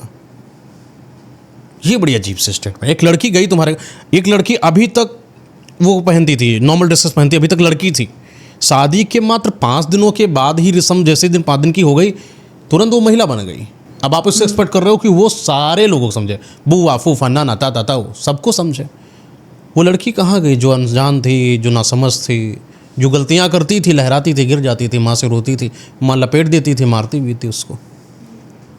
अब इसमें ना यही अंडरस्टैंडिंग होती है। आप किसी इंसान से एक ही पल में मैच्योरिटी एक्सपेक्ट नहीं कर सकते हो।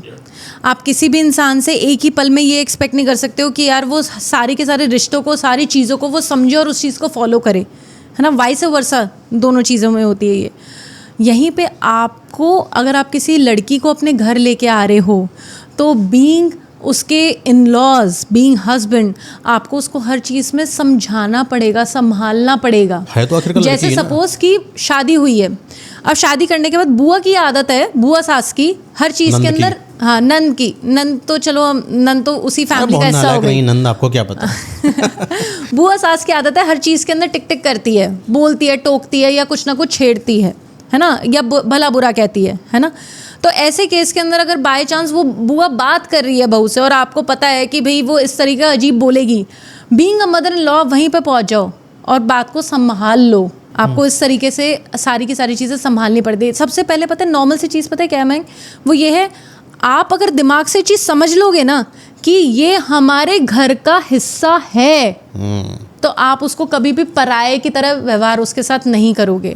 वहीं पे अगर आपकी ये सोच है कि ये तो दूसरे घर से आई है, तो इसका मतलब वो हमेशा दूसरे घर की आई रहेगी, आप उसको कभी भी अपने दिल में जगह नहीं दोगे। ये जो समाज की जो सास आजकल की न्यू कूल बन के आई हैं, जब भी शादी में बोलेंगी लड़की को, अरे मेरी बहू नहीं, मेरी लड़की जैसी है।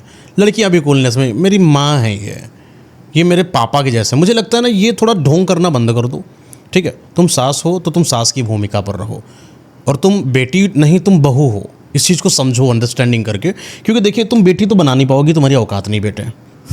क्योंकि बेटियों को झेलना सिर्फ असली माँ की औकात होती है, तुम्हारी नहीं।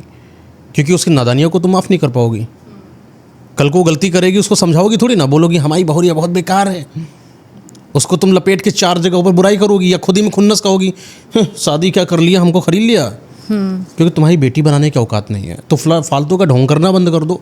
और लड़कियों को क्लियर होना चाहिए, माँ होती है, एक ने पैदा किया है, बस वही मेरी माँ है, कोई और माँ नहीं बन सकती। हाँ, सास बन सकती है, मेरे पति की माँ है, उस वजह से मैं केयर करूँगी, मेरी माँ नहीं है साहब। ये जिस दिन अंडरस्टैंडिंग लोगों के अंदर क्लियर होती है, उस दिन समझ में आता है रिश्ते क्या, रिश्ते बने। फिर सास को माँ क्यों नहीं बोला गया, ससुर को बाप बोल देते, नहीं बोला गया ना। रिश्ते की गरिमा समझे। बाप कभी दोस्त नहीं हो सकता ना, बाप ही होना चाहिए, भाई होना चाहिए। भाई कभी फ्रेंड थोड़ी बन सकता है, और आजा चलते हैं, नहीं हो सकता ना। बाप फ्रेंड थोड़ी बन सकता है। तो रिश्तों की गरिमा को लोगों ने बर्बाद कर दिया है।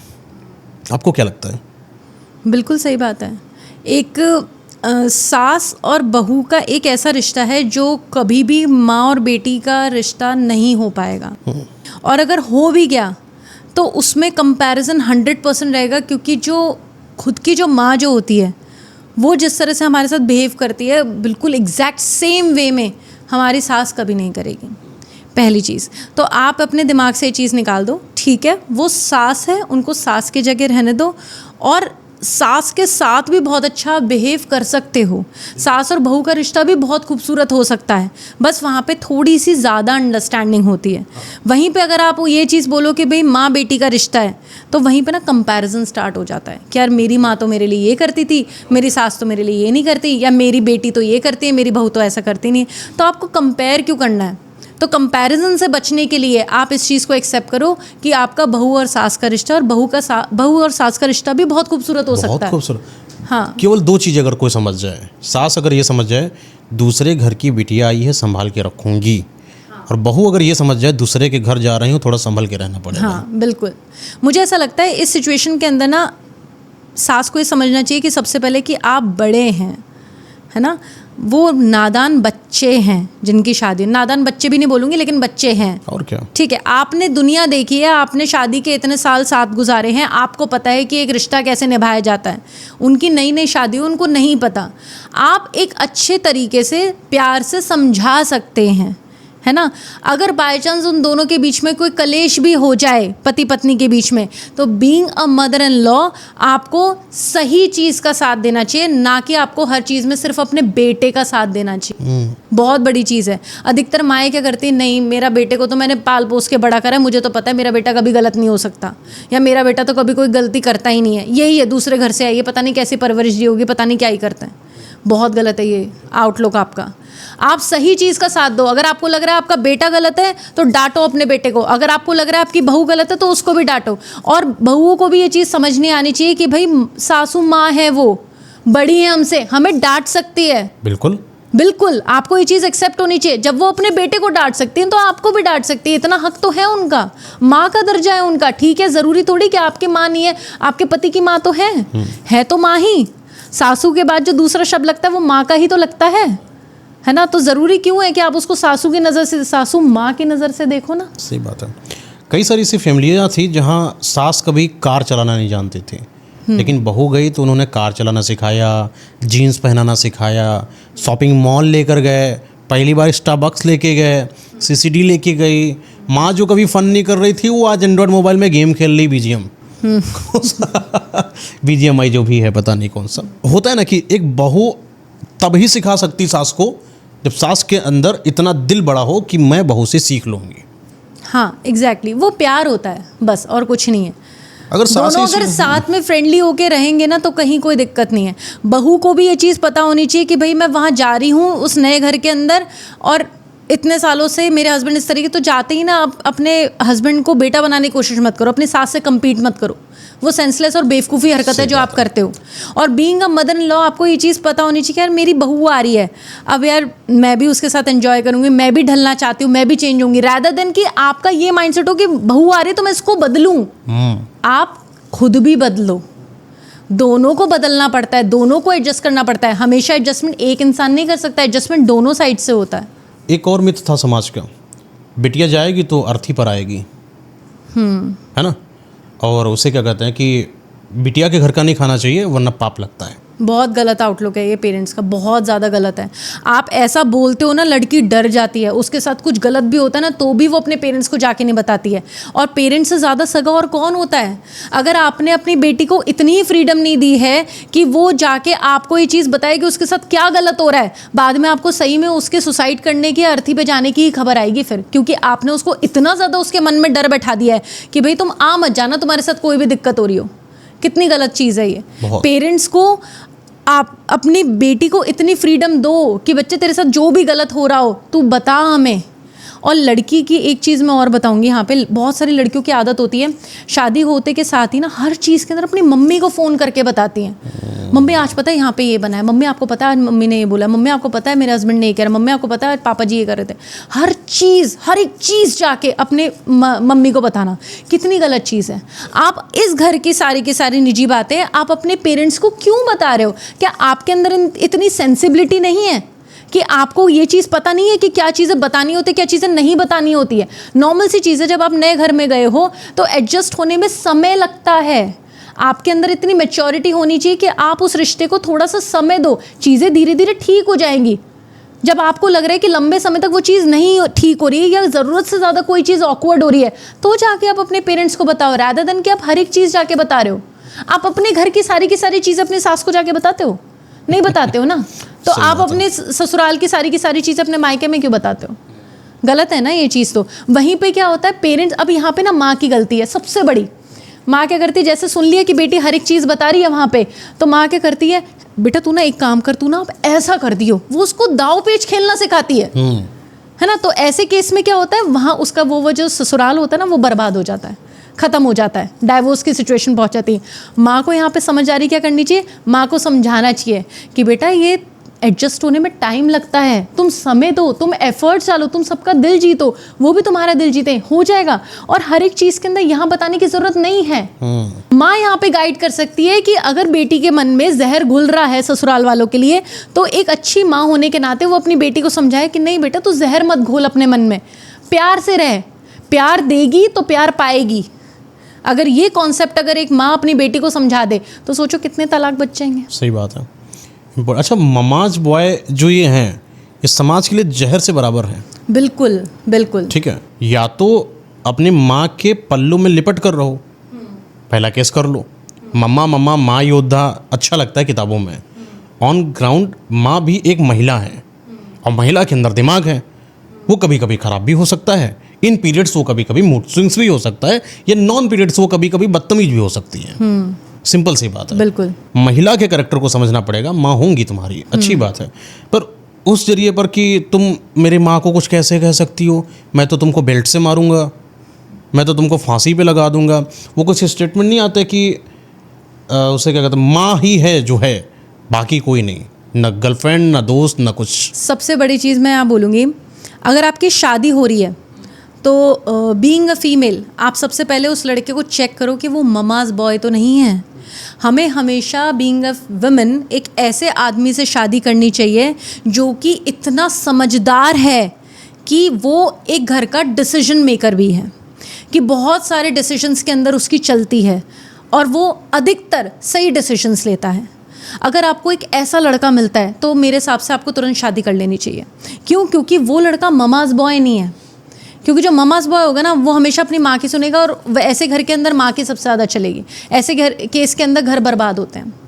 ममाज बॉय कभी भी एक लड़की का सपोर्ट नहीं लेगा, वो हमेशा अपनी मम्मी की वो करेगा। अब यहाँ पे चीज़ें 50-50% की सिचुएशन में आ जाती है, वो ऐसी आ जाती है। अब अगर सास जो है, अगर वो ये चीज़ समझाए अपने बेटे को कि बेटा वो भी दूसरे घर से आई है, मैं भी एक दूसरे घर से आई थी, ईगो कहाँ से सॉल्व होगा फिर? एग्जैक्टली, ईगो वहीं पे सॉल्व होगा ना। अच्छा, ये है जैसे कुछ लोग हैं अपना पेरेंट के हिसाब से चलना, तुम अपनी वाइफ को क्या ग्रो, तुम खुद ग्रो नहीं कर पाओगे। जो इंसान माँ के पल्लू से आगे नहीं निकला, हाँ, जिस इंसान ने मान लिया कि उत्तर प्रदेश में रहता है, वो गया ही नहीं झारखंड कभी, वो गया ही नहीं कभी दुनिया देश विदेश जापान वगैरह फालतू में, तो अगला को क्या पता कि एक्सपीरियंस क्या है।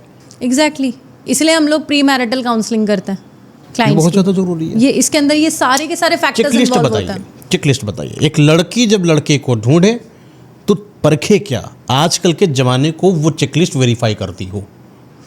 सबसे पहले तो देखो कि क्या फाइनेंशियल स्ट्रक्चर है उनका, क्या फाइनेंशियल स्ट्रक्चर है, पहले ये चीज़ देखो। सेकंड, चेक करो उनके फाइनेंशियल एस्पिरेशन क्या है लड़के की, कि भाई सपोज़ वो अगर 2 लाख रुपए महीना कमाता है ना, अब वो लड़का चाहता है कि यार 2 लाख रुपए महीना कमाता हूँ, लेकिन मेरी इच्छा है कि मैं अपने आप को इतना फ्लरिश कर लूँ कि आगे आने वाले 1 या 2 सालों के अंदर मैं कम से कम 4 लाख रुपए महीना कमाऊँगा, उसके लिए मैं मेहनत करूँगा। तो फाइनेंशियल एस्पिरेशंस देखो उसकी क्या है। सपोज़ करो एक लड़का है, यार 2 लाख रुपये महीना कमा रहा हूँ, ज़िंदगी अच्छे से कट जाएगी, क्या दिक्कत है, दाल रोटी तो खा ही रहे हैं, और जबकि आपकी ये एक्सपेक्टेशन है कि नहीं यार लड़का तो मतलब उसके अंदर कुछ होना चाहिए, है ना, एक वो उम्मीद होनी चाहिए मैं और ग्रो करूँ। अगर वो ग्रोथ वाली चीज़ ही नहीं, तो ऐसे केस के अंदर आप दोनों की बनेगी नहीं। तीसरा, आप ये चीज़ देखो कि सामने वाला जो है वो बिजनेस फैमिली है या फिर सर्विस क्लास है, क्योंकि दोनों के आउटलुक के अंदर, दोनों के सोच के अंदर बहुत फ़र्क होगा। क्या फ़र्क होगा? एक लड़की है जो जिसके पेरेंट्स जो हैं, फैमिली मेम्बर्स जितने भी हैं, सारे के सारे एम्प्लॉयज़ हैं, मतलब एम्प्लॉय बेसिस सर्विस क्लास के अंदर आता है। लड़का जो है उसके सारे के सारे लोग जो हैं बिजनेस क्लास फैमिली से हैं। तो ऐसे केस के अंदर लड़की जब उस घर में जाएगी तो उसको एडजस्ट करने में बहुत दिक्कत होगी। बात है, बहुत होगा, है ना, बहुत ज़्यादा डिफरेंस आएगा। ये चीज़ आप देखो। फिर आप ये देखो कि लड़की मतलब न्यूक्लियर फैमिली है या जॉइंट फैमिली है। सपोज़ आप न्यूक्लियर फैमिली से तो आप शादी करो दूसरी न्यूक्लियर फैमिली के अंदर, आप जॉइंट से हो तो आप जॉइंट फैमिली में शादी करो। ऑपोजिट होगा तो एडजस्टमेंट के अंदर बहुत ज़्यादा दिक्कत आएगी। फिर आप ये चीज़ देखो कि सामने वाले के गोल्स क्या हैं। आप दोनों के अंदर सिमिलर गोल्स होने चाहिए लाइफ को लेके, आपके करियर को लेके, आपके फाइनेंसेस को लेके सिमिलर विजन होना चाहिए दोनों का। यार दोनों को ग्रोथ करनी है, दोनों को ज़िंदगी में आगे बढ़ना है, दोनों को एक महंगी गाड़ी लेनी है, दोनों को एक महंगा घर लेना है। तो दोनों सिमिलर आपके लाइफ के गोल्स हो गए, विजन्स हो गए। आप फिर ये चीज़ चेक करो कि आप दोनों की कुछ सिमिलर हॉबीज़ होनी चाहिए।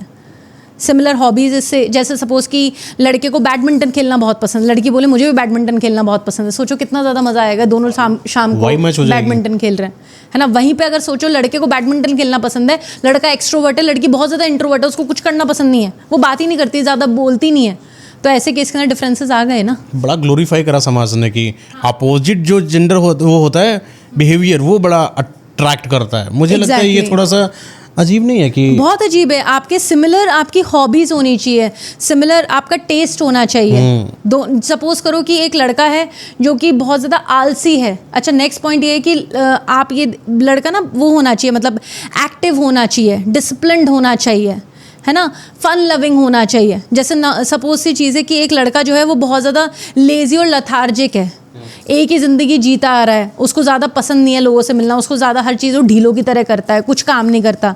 तो ऐसे केस है, लड़की उसके ऑपोजिट है, एक्सट्रोवर्ट है और सारी चीज़ें, लड़की अब उसको बोल रही है कि ना चलो ना कहीं घूमने चलते हैं, चलो कहीं डिनर पे चलते हैं, कोने में। हाँ, लड़का बोल रहा है यार मुझे हफ्ते में एक ही छुट्टी मिली है, मैं क्या यही करता रहूँ क्या, मुझे भी तो आराम करना है, तुम समझो। ऐसे केस के अंदर ना कलेश मचेंगे। भाई आपने एक बार समझा दिया, लड़की को समझ आ गया, आप बार बार एक ही चीज़ के ऊपर आप इतने स्टबन क्यों हो रहे हो? आपने अपनी चीज़ें मनवा ली, हर बार ऐसा नहीं होता ना, आपको दोनों के हिसाब से एडजस्टमेंट होनी चाहिए। बिल्कुल। अच्छा, एक और चीज़ है, एक्स्ट्रा मैरिटल अफेयर को लास्ट एक और पॉइंट को टच करते हैं, फिर पॉडकास्ट को स्टॉप करते हैं। एक्स्ट्रा मैरिटल अफेयर क्यों बढ़ क्यों रहा है, कारण क्या है? एक्स्ट्रा मैरिटल अफेयर्स इसलिए ज़्यादा बढ़ रहे हैं कि आप बहुत टाइम से एक पर्टिकुलर पार्टनर के साथ रह के आप बोर हो गए हो, आपको ये चीज़ लग रही है कि यार ये तो है ही मेरा, ये कहाँ जाने वाला है ना, और अब इतना ज़्यादा स्पार्क सा रहा नहीं है ना, आप बहुत ज़्यादा एफर्ट पुट करते हो अपने रिलेशनशिप में। एक पहला ये रीज़न हो गया। दूसरा ये रीज़न हो गया कि आप चाहते हो कि आपका पार्टनर थोड़ा सा स्पार्क पुट करे, लेकिन आपका पार्टनर जो है वो कुछ भी करने को तैयार नहीं। जैसे सपोज़ करो कि आपको अपनी बीवी शुरू में बहुत अच्छी लगती थी क्योंकि वो बड़ा तैयार होकर रहती थी जब भी आप ऑफिस से आते थे। अब वहीं पर बीवी ने तैयार होना ही छोड़ दिया, वो मैसी सा गंदा सा जूड़ा बना के अपने लोअर टी शर्ट पहन के वो घूमती रहती है। अब कुछ स्पार्क ही नहीं है, कुछ नहीं है, लोगों के बीच में फिजिकल इंटीमेसी नहीं है ना, दूर कमरे में दूर का अलग अलग कमरे में सो रहे हैं। ये रीज़न हो गया। इसके अलावा रीज़न ये हो गया कि अब बच्चे पैदा हो गए, तो बच्चे बीच में सो रहे हैं, है ना। तो ऐसे केस के अंदर आपस में वो बॉन्ड होगा नहीं। बच्चा थोड़ा सा बड़ा होता है तो बच्चा थोड़ा सा पजेसिव हो जाता है, वो उसको वैसे भी पसंद नहीं होता कि मम्मी पापा आपस में एक दूसरे को हाथ लगाएं और फलाना ये सब चीज़ें, तो बच्चा तो जनरली बर्दाश्त नहीं करता। ये रीज़न्स हो गया।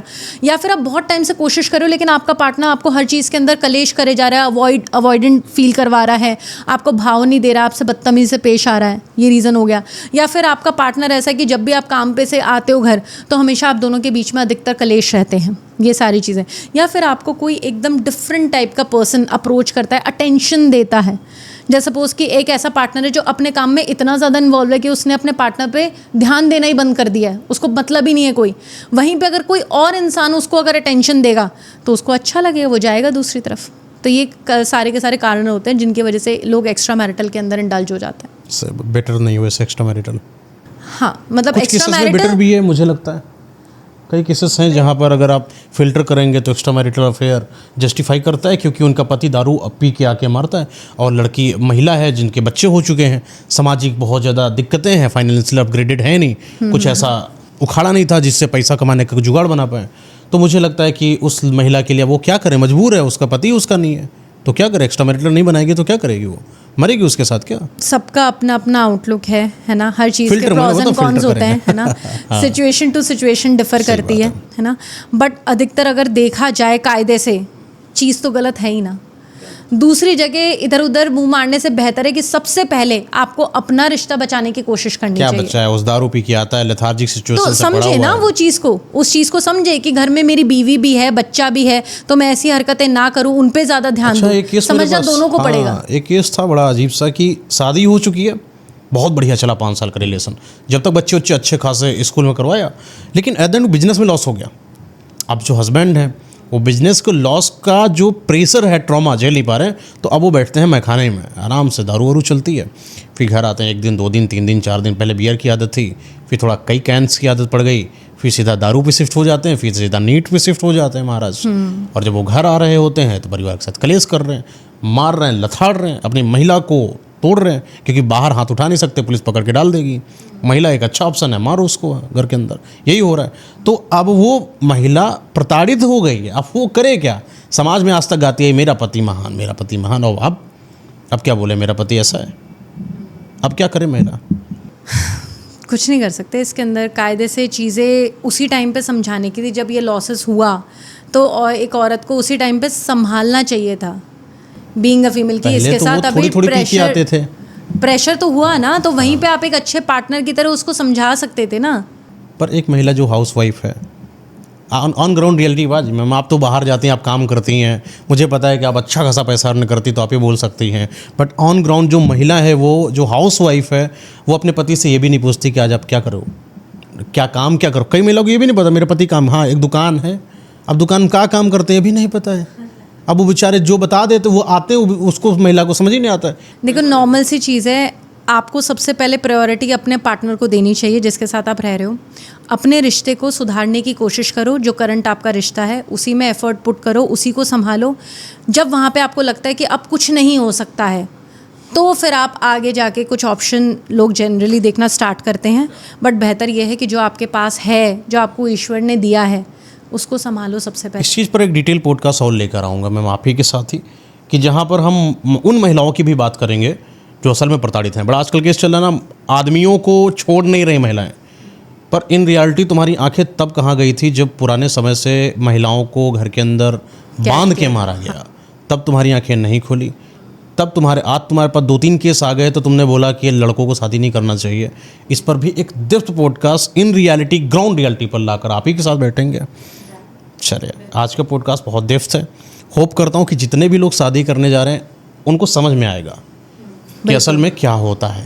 बिल्कुल 80% 70% तो हम लोगों से सीख लेंगे, खुद 10-20-30% उनकी अपनी जिम्मेदारी है। बिल्कुल, ठीक है ना दोस्तों। आपको बता देता हूँ कि मैम जो है बहुत कुछ ऐसी चीज़ों के बारे में बताती हैं जो आपकी लाइफ के लिए इंपॉर्टेंट है, जैसे कि मैरिटल अफेयर से संबंधित अगर आपको कुछ भी चीज़ बातचीत करना है या पूछना है, जो मैम अभी प्री बता रहे थे कि पहले हम बताते हैं जब आप शादी करते हैं तो आपके लिए क्या इंपॉर्टेंट है, हर एक चीज़ के लिए मैं लगा देता हूँ इंस्टाग्राम पर, यूट्यूब का मैम का चैनल, और जहाँ से आप कॉन्टैक्ट कर सकते हैं मैम से डायरेक्ट कॉन्टैक्ट करिए, उनसे पूछिए, उनसे सलाह लीजिए और अपनी लाइफ को बेटर करिए। होप करता हूँ कि आपकी लाइफ बेटर होगी और आपका पूरा समाज बेटर होगा। मैम आपकी पूरी मदद करेंगी, साथ में मेरा पॉडकास्ट कुछ ना कुछ तो आपकी हेल्प जरूर करेगा। धन्यवाद दोस्त, thank you so much. Thank you.